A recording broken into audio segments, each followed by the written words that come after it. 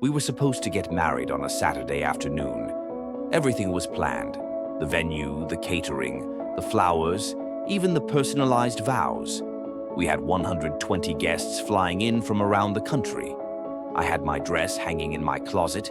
My mom was ironing table runners in the next room. And then, the night before the wedding, he vanished. No call, no text, no note, just silence. At first, I thought maybe he was out with his groomsmen and had his phone off. Or maybe something had happened, a car accident, a family emergency. I tried not to panic. But hours went by. I called everyone he knew. No one had heard from him. His phone rang, then went straight to voicemail. His parents were just as confused as I was. At 2 a.m., I drove to his apartment. His car was gone. His place was locked up, completely still. No signs of a struggle, no clues. I didn't sleep that night. I just sat on my couch in my wedding robe, staring at my phone, hoping it would light up with a message from him. It never did. By 8 a.m., it was clear. My fiancé had ghosted me. I had to make the humiliating calls. My bridesmaids were sobbing. My dad tried to keep it together but couldn't. People were already on planes when I sent out the cancellation. I was devastated, embarrassed, and completely blindsided. We had been together for 3 years, lived together for 2. He had helped me paint our living room. He had asked my dad for permission. He had cried when I walked down the aisle at our rehearsal. I kept asking myself, who does that? Who just disappears?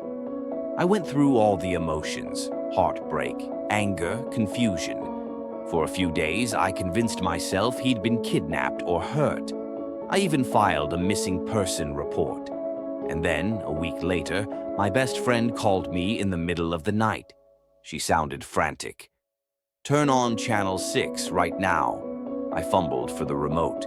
It was some trashy dating reality show, one of those find love in paradise things.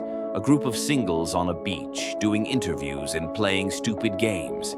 And there he was, smiling, shirtless, holding a cocktail, introducing himself to the camera with a wink and a line I'll never forget.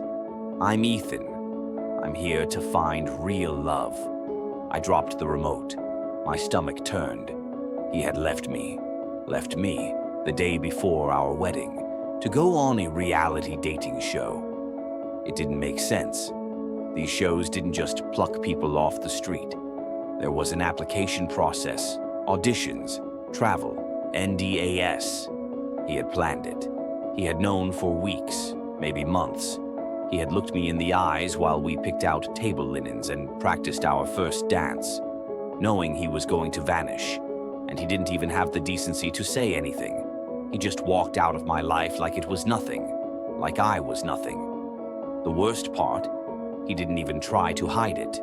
On the show, he talked about how he had been tied down for too long and was finally ready to explore other options. He even joked about how crazy his past relationship had been. I wanted to scream. People recognized him. Friends started texting me. Strangers messaged me on Instagram. One of his own cousins posted, "Isn't this the guy who bailed on his wedding last week?" It became a small scandal online. Some people thought it was fake, like we'd staged it for attention. It wasn't. This was real. Eventually, I got a short email from him, just a few lines. "I'm sorry for how things ended.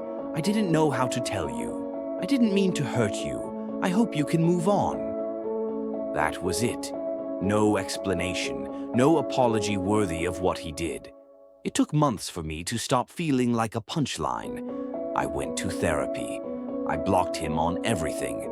I gave away the dress. I deleted the photos. But I still catch myself flinching when someone talks about weddings or mentions his name. People always ask me if I ever heard from him again. The answer is no.